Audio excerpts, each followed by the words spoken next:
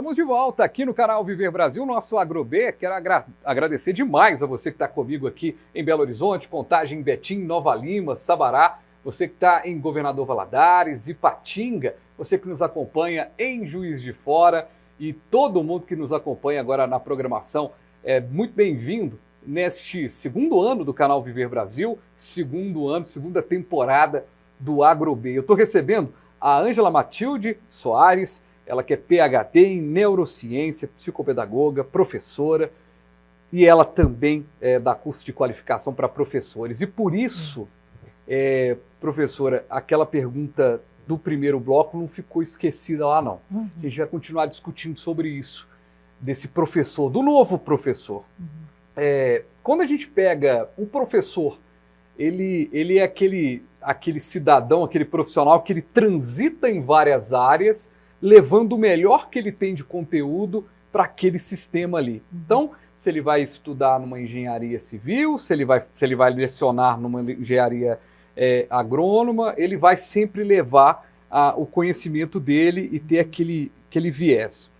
Quando a gente fala da formação técnica que é tão necessária no agro, e ao mesmo tempo um ensino médio que, de certa forma, foi errado durante muito tempo, existem correntes que são a favor do novo ensino médio, correntes que são contra. O que a gente pode imaginar para o agro no que diz respeito a essa mudança? O adolescente lá no primeiro ano, ele escolher que ele quer seguir no agro, isso tem chance de dar mais certo ou dar mais errado, na sua opinião? É interessante que a escola esteja preparada para trabalhar a orientação profissional. Tá? Quanto mais cedo, ou seja, o final do Fundo 2, é interessante, a entrada do ensino médio, é interessante que já se trabalhe essa questão profissional. E não a cobrança que ele tem que ter uma profissão, mas sim ajustes, motivação, demonstração, né, das profissões, daquele métier, daquele espaço, para que ele entenda qual a direção. A questão de preparação no ensino médio é fundamental. Teve um tempo atrás que no ensino médio você formava em magistério, em contabilidade, em administração, em enfermagem, né? Então eram profissões do momento para o mercado. Então esse espaço tem que ser também trabalhado. Isso são as habilidades e competências que a BNCC está trazendo para nós, para que esse aluno tenha condição de buscar dentro da formação as habilidades e competências que ele tem como expressão. Tá? Então, dentro do agronegócio, o ensino médio tem que estar preparado para fornecer para o mercado essa mão de obra especializada. E daí ele vai saber se ele vai continuar, fazer esse contínuo ou não, vai para outra área. Então, é interessante que daí tenha mesmo cursos técnicos, tá? Para que dê a ele respaldo. Né? Por exemplo, eu na minha época fiz magistério, então a gente já saía preparada para dar aula, né? E muitos faziam só científico e queria fazer só vestibular, na nossa época era o vestibular. Então no agronegócio, qual a mão de obra especializada que eu necessito para aquele espaço? Então é essa que eu tenho que trabalhar. Aí a educação, ela faz uma planificação, um levantamento e traz para o mercado a mão de obra capacitada. Isso que a educação tem que fazer. E não colocar a pessoa com dúvida, o que eu vou fazer depois do terceiro ano?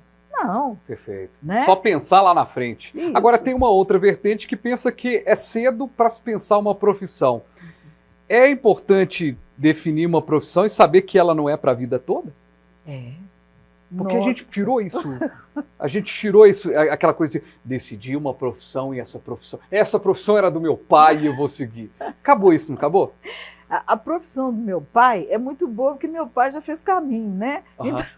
Então é muito bom. Meu pai é médico, eu sou médica, ele já tem consultório, já tem clientela, que ótimo, ótimo. Ele é advogado e por aí vai. E por aí vai, mas a questão é a seguinte, é a profissão do meu pai, é a profissão da minha mãe, é a minha.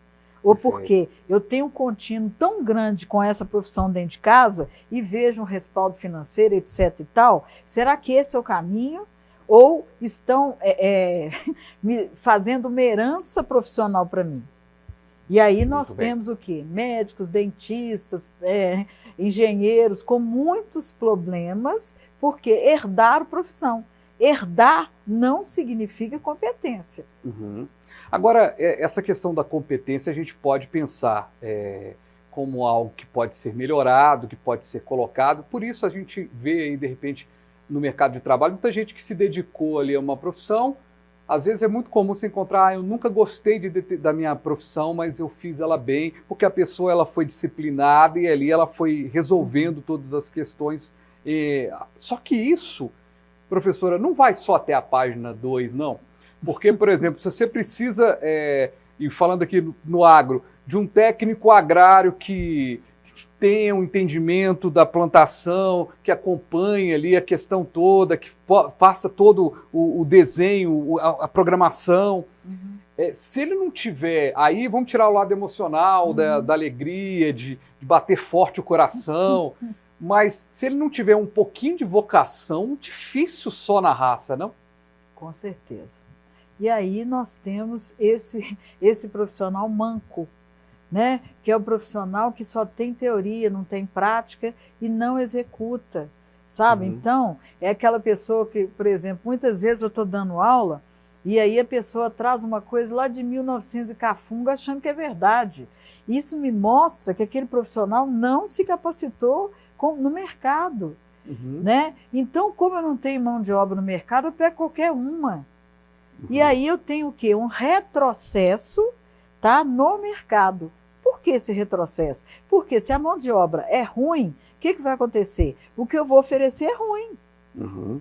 Então eu tenho perda substancial com essa questão, né? E aí, como que nós vamos fazer? As empresas estão capacitando os profissionais dentro delas, estão através da educação, para minimizar essas perdas. E isso é muito interessante. O sujeito, para manter ali, ele precisa se capacitar, se interagir, né? Porque senão nós estamos numa era do agronegócio mesmo. Exato. Né? E eu preciso de ter esse conhecimento e dar retorno. Por quê? É um mercado onde que tem esse dinamismo, tem essa reflexão, tem a questão do desenvolvimento muito, né, grande, de ideias, de pesquisa, tá? E ver, de observar. Você tem condição de observar a máquina caminhando. Uhum. Então, é um espaço muito interessante. Mas se eu não tiver capacitação para isso, é qualquer espaço, é mais um, né?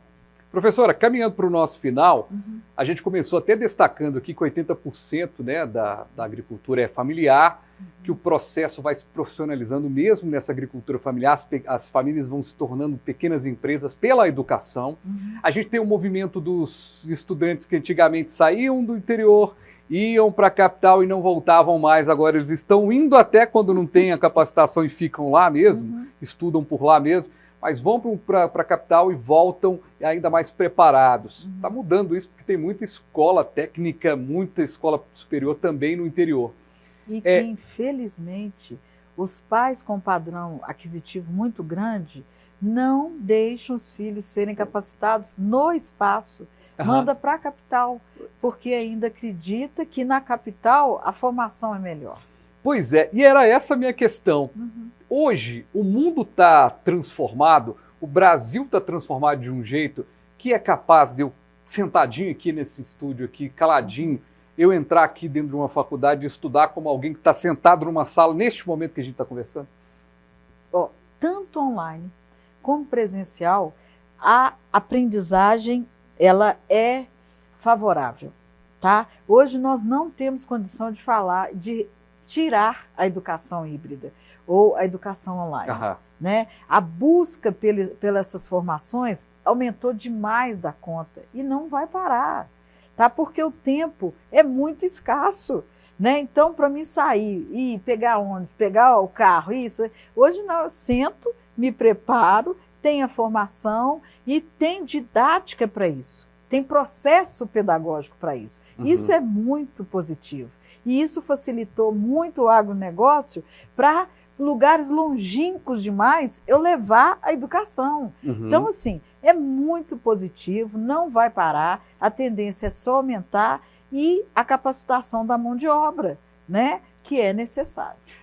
A capacitação da mão de obra é necessária, a gente descobriu aqui essa questão, né, de pensar a educação como ferramenta, e a agricultura familiar, ela é, né, a mais presente. Para a gente fechar, professora, eu sempre falo que se a gente chegar numa pessoa, valeu a pena qualquer programa, qualquer coisa que a gente escreva, um texto que a gente fale aqui. De repente tem uma pessoa que está nos acompanhando, chegou esse vídeo de alguma maneira para ela, e ela, poxa, não estudei, tenho vontade, não estudei, seja quem está nos acompanhando agora é produtor rural, seja quem não é produtor rural também. Sempre há tempo, professora? Sempre há tempo da gente buscar o conhecimento, não tem idade, tempo, nem era para se começar na educação? Sempre, é muito bom. Nós andamos com a universidade no bolso, né? Através do celular eu posso me formar, né? Eu tenho vídeos instrumentalizados na prática, tá? Então a prática também é competência. E nós precisamos o quê? Não ficar, por que não? Porque eu não fiz. E qual que é a sua prática? A sua prática também. Se você conseguiu sobreviver na vida com a prática, você tem que ser valorizado. E nós também temos uma forma de chancelar pedagogicamente a prática bem instrumentalizada. Tá? Então, você entra no mercado, você entra numa faculdade e essa faculdade faz toda a sua testagem, tá? Para ver se você está apto para poder receber aquela certificação. Existe isso também. Então, assim, qualquer momento você vai caminhar. O que nós temos que parar é de choramingar. O que é choramingar? Ah, porque eu não tive tempo. Porque... Não, hoje tem. Né? O celular não é só para ligar e falar, oi, tudo bem? Não, eu posso entrar, eu posso partilhar, eu posso construir. E a questão da utilização bem aproveitada.